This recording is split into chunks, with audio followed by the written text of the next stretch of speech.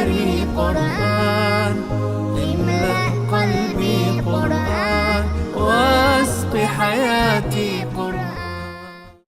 أعوذ بالله من الشيطان الرجيم. بسم الله الرحمن الرحيم. Alhamdulillah Rabbil Alamin. In the name of Almighty Allah, the Beneficent, the Merciful. I welcome you viewers to another episode of NASFAT Half Hour, a program sponsored by Nasrullah Al-Fati Society. Today's episode is a special edition presented at the 6th NASFAT Women Biennial Conference held at the end of March this year. Usually, NASFAT women converge from all over the world to discuss burning issues that affect women in general. The special topic that we are bringing to your viewing delight was presented by Hajia Miriam Lemu, and the topic is personal development plans, values and process. I bet you this is a lecture you would not like to miss. I'll see you at the end of the lecture. Well, I've been asked to talk about the importance of our own personal development. What is it about? Taking charge of our lives, being in control, and I call it having freedom, because you don't feel weighed down. At some point in our lives, we feel this sense of dissatisfaction with how things are going. We feel discontent, this emptiness inside that something is missing and we want more. We feel dissatisfied or we admire others. We admire how other people are living their lives, how they seem so organized, how they seem to be in control, how they seem to be very effective, what they are able to achieve. We admire that and we feel something is missing. We want more. We want more meaning, more fulfillment in our lives. We want to have a greater purpose. So things may be going well, but there is this feeling that I can do more than what I'm doing now. Sometimes we find that we look into ourselves, we feel something is missing. We are lacking what it takes to be able to do and achieve. Personal development is improving yourself in all aspects of your life. It's about finding meaning in your life and a sense of direction and purpose. Learning to be your own boss, the driver of your life, not the passenger of somebody else's. Feeling satisfied that you are in control through Allah's will, and that not somebody else out there is dictating or telling you how to live your life. It means using all the gifts, all the resources that Allah has already equipped us with to live a meaningful life, to live a fulfilling life. There's a story of a Chinese bamboo tree. The Chinese bamboo tree, once planted in the ground, all you see of this plant is just about 4 inches above the ground. 4 inches that you see above the ground for 4 years. All you see is 4 inches. But during those 4 years, something is happening. There's a huge fibrous root systems that are growing deep and wide into the ground. And in the 5th year of that plant's life, that Chinese bamboo tree grows up in 1 year to over 100 feet. Allah is great. How He has surrounded us with lessons that we can learn from everything that He has placed on this earth. What can we learn about the Chinese bamboo tree? Is personal development. Taking our time to build those deep, solid roots. Roots built up of values, of good habits, and a purpose that help us achieve what we were meant to do on this earth. Personal development is like the Chinese bamboo tree, focusing on the inside out. Start within, get yourself in order. Get all the tools you need to be able to achieve what Allah has placed you on this earth to achieve. We look around us and we admire so many people because of what they are doing, their accomplishments. their character, their qualities. We look at others and we admire them. All those people whom we admire have something in common. They have chosen to be different. They have chosen to be unique. Because there are so many ordinaries out there, they have chosen to be original. And there is nothing that is stopping each and every one of us from doing the same. We keep admiring others. When do we admire ourselves? What is stopping us from looking within and saying, I know I'm doing well, I know I'm on track? It's important that we learn to stand out, to represent something, that we always, in everything we do, give 110%, because most people don't expect even 100% from us. That we go with the Prophet ﷺ's way. Be the best, do the best in everything you do, in how you treat people, how you think, how you behave. Stand for something and don't settle. Don't settle for second best. Always, always shoot for achieving the very best in everything you do and demanding the best. Making sure that, like the Prophet ﷺ, everything that goes on around you is on the Sirat al-Mustaqim. That you don't sit back and watch as people are doing wrong around you and you say, oh, that's them. This is what makes us stand out. This is what makes us unique. Ask yourself, what should people think about when, or what comes to their mind when they call your name? What would you like people to think of the name, the moment your name is called? What should come to people's minds? If you were going to be on a cover of a magazine and an article will be written about you, what would you like it to say? We see a lot of ordinary people doing small things and people believe that this person is a great individual who has accomplished so much. Sometimes they are just 15 years old because they chose to do something. What about you? What would you like to read in an article where you are on the front cover? There is your big picture and they say these are your accomplishments. What would you want it to say? This will not happen accidentally. Don't wait for divine powers to be bestowed upon you to be able to start doing and being. Why? Because you already have it in you. You already have willpower. This is one of the greatest gifts from Allah. Willpower, the ability to choose what to do and to say, I'm going to. That's strength. He has given us choice. He's given us a conscience to know the difference between wrong from right. We have guidelines in the Quran and in the Hadith to show us the light. And He has given us life. He has given us time. He's given us health. And He's with us. So what are we waiting for? Don't keep waiting for that sign to say it's your time. I remember when I wanted to start something and I kept tossing, I kept asking my friends, what do you think? I would ask my husband. He'll say, do it. What are you waiting for? My friends, Mariam, just do it. And I kept hesitating. I said, oh, I'll do istihara. I was doing istihara, but I kept asking, and it was taking so long. My husband said, Mariam, you are waiting for an angel to come and slap you on the face and say, go ahead and start. He said, which divine powers are you waiting for? And that's the thing.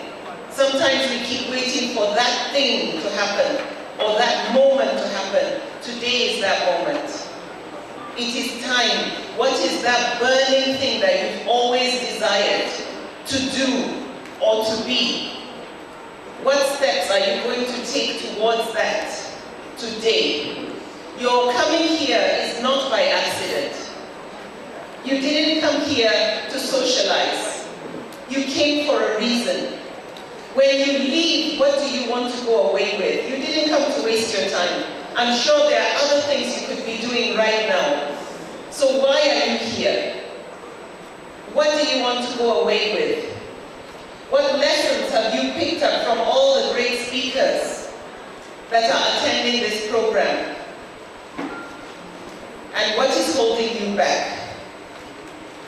It takes individuals like us to do small things to be able to achieve greatness. The deeds loved the most by Allah are those done regularly, even if they are small. And that's what separates you from those who choose to do nothing.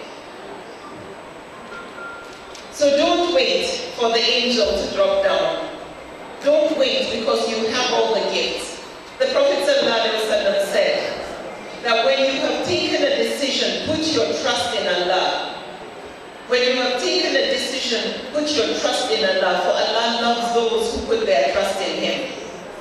And He also said, if you put your whole trust in Allah as you ought, He most certainly will satisfy your needs like He satisfied those of the birds. They come out hungry in the morning and return satisfied to their nest. Allah will never leave you hungry. Once you step out in His cause, in His name, to do something, to touch a life, to make a difference, Allah is with you on that journey and you will never go hungry. Personal development is about being that driver of your life, developing yourself to be, like the Prophet said, the most useful. The best amongst you are those who are the most useful, not just useful, but the most.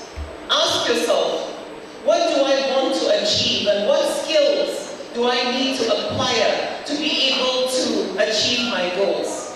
Right now, look within. Is there something you are lacking that you need to work on? Some people have so much to share. They will say, the problem is I don't know how to speak in public. What's holding you back? Go ahead and do your research. Go on the net. Look on YouTube. You'll see so many videos on public speaking. Learn and acquire skills to improve yourself.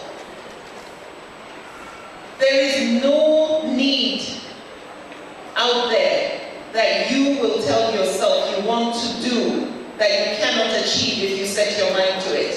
First, you do need to make sure that there is a demand for that thing you want to do. And it's something useful. It will make a difference. Ask yourself, why do I want to do this thing? Why do I want to make a difference? What do I want to achieve? And then go ahead and do it. The changes that you seek, the things that you don't like right now, will not just change on their own. It takes us to change from within. It takes us to make the effort to start moving towards the goals we want to achieve. As you all know, in Surah Al-Ra'd, where Allah does not change your condition, He says He will not change our condition unless we change what lies within us. So where do you start? What should you focus on? There are 5 areas I'll quickly go through, that if you can focus on this, developing this, inshallah, you will have a very fulfilling life. You will have a very meaningful life. The first is, like my father always says, Allah puts in everything. So your spiritual, personal development, spiritual. The second is your relationships. The third is your physical well-being. The fourth is your mental and intellectual development. And the fifth is your financial development, service, and your legacy. With regard to spirituality, plant deep roots of spirituality. Hold on tight to Allah's rope.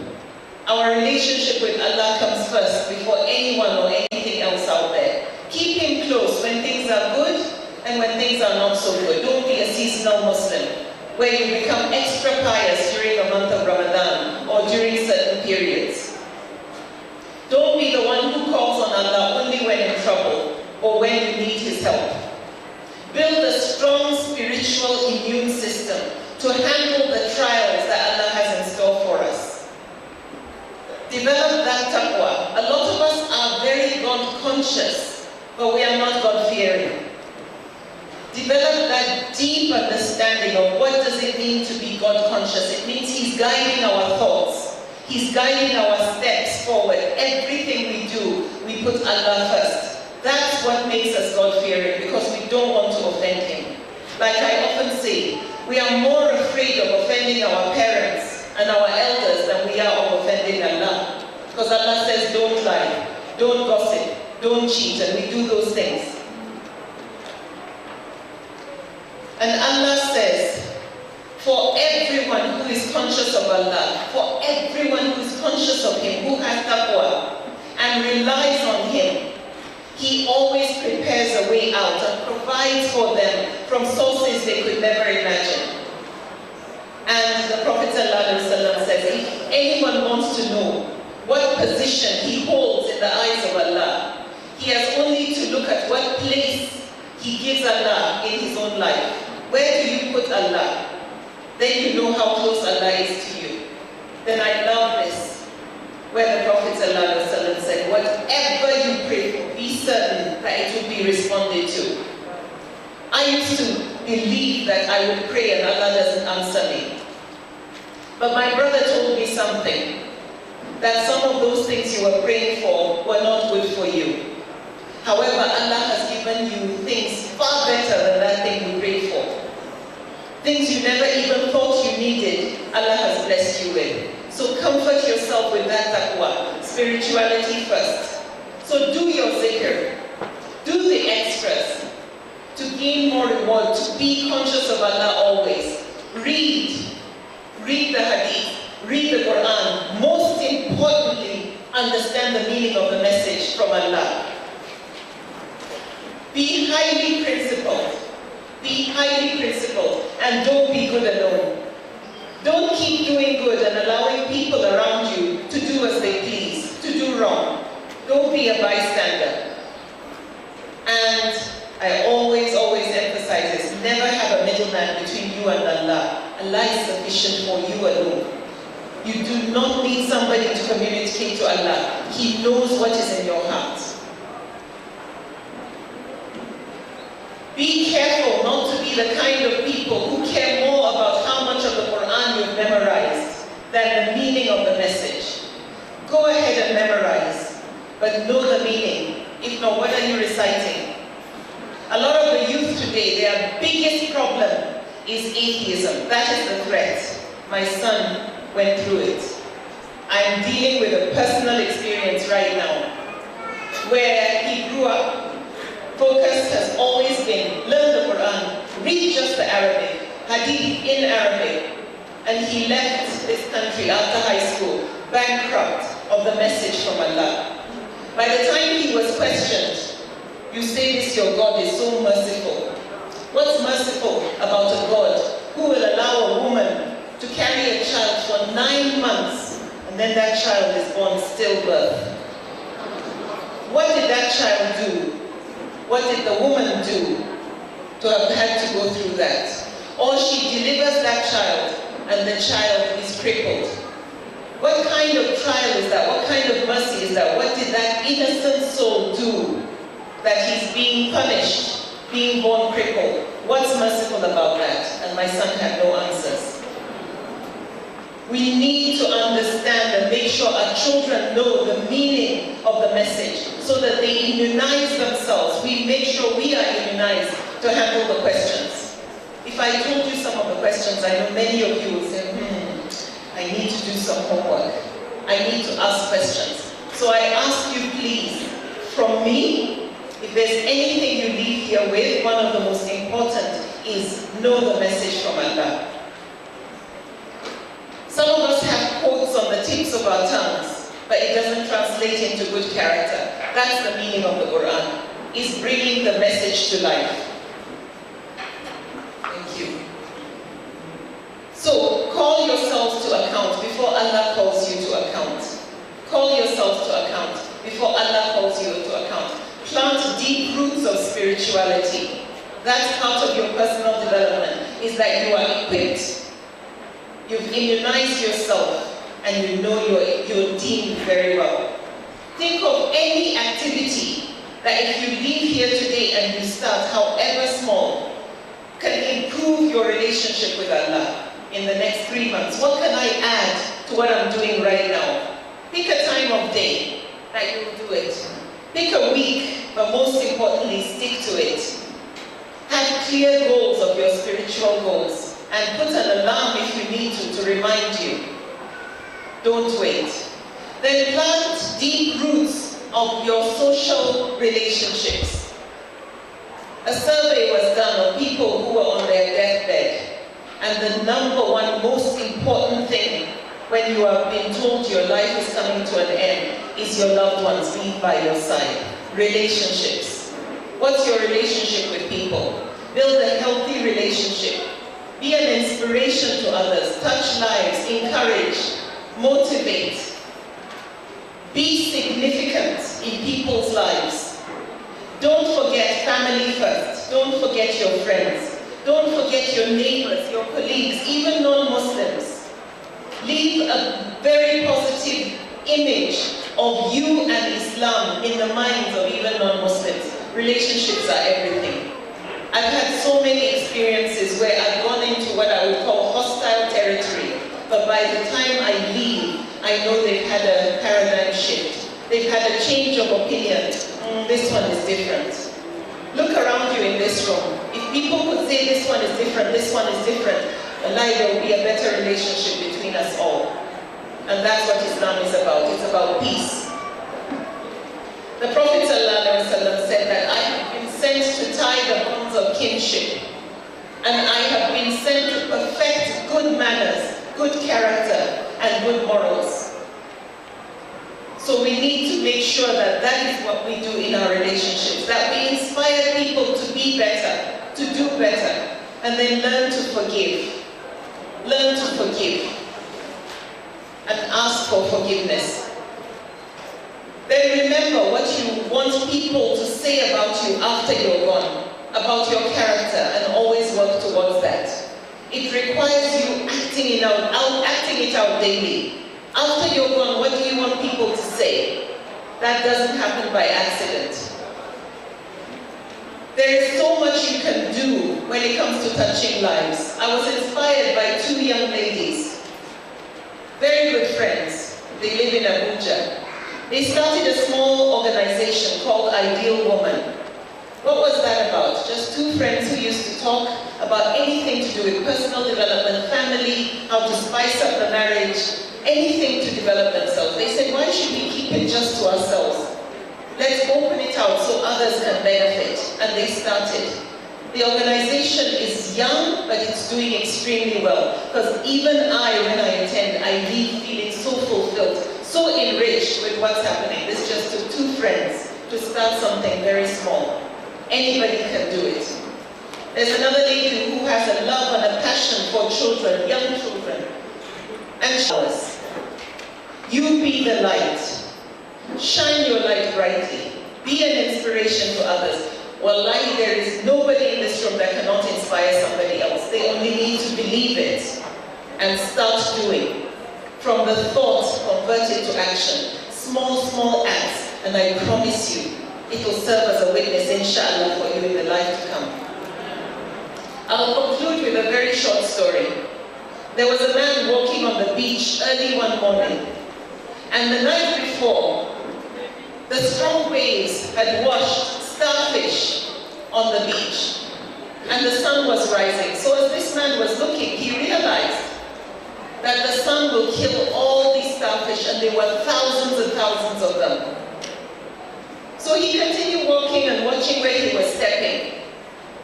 Then in the near distance, he saw a man who just kept bending down, standing up, bending down, standing up. And as he got closer, he realized that this man was picking up starfish and throwing it back into the ocean, one by one. So he looked at him and like, what are you doing? There are thousands of them. You can't possibly make a difference. He bent down, picked up a starfish, threw it in the ocean. He said, but I made a difference to that one. And that's it. That's the summary of what I have to say. Make a difference. Develop yourself. By developing yourself, you make yourself an asset. Your business can burn down, but you have the gifts inside you and you have developed yourself. Nobody can take that from you. Nobody, no thief can rob you of that, because the gifts are in each and every one of us. And many of us have multiple gifts that Allah has blessed us with. So think of your life as a story that unfolds each and every day, where you get to write in a new chapter each day. Some details of your story are blank, and you have the opportunity to fill in the blanks. Who is writing your story? Allah has created us in the most perfect of forms, in the best of forms. Everybody here is beautiful. Everybody here has been created with their own unique gifts. As mothers of the Ummah, as influencers, make a choice to act and to do. Don't leave your plans and your goals on paper of saying, I will, inshallah. Next month, I will start. Next year, I will start. Don't give anybody permission to crush your dreams or to stop you from bringing your beautiful story to life. Don't let another day go by, another week, another month, another year, without bringing your story to life, without filling in the blank pages of your beautiful story. May Allah give you strength to be able to be significant, to have the courage to do the right thing always, even when you don't feel like it. May Allah continue to reward you abundantly for all your efforts, all your hard work, and all your sacrifices in His cause. It's been a great pleasure being here today. For the organizers, Jazakumullahu khairan. Thank you so much for having me. Assalamu alaikum. How did you find the lecture? It was very, very educative, impactful, and spirit-lifting. Now, viewers, you know that there are some salient things that one needs to do for personal development that ranges from financial plans, spirituality, as well as physical well-being and development. Going forward, I believe you will start imbibing the culture of what you have learned from our lecture. On this note, I draw the curtain on today's episode of NASFAT Half Hour. Until I come your way again next time, I am Rahmatullahi Adetutu Adisa saying Assalamu alaikum wa rahmatullahi wa barakatuh.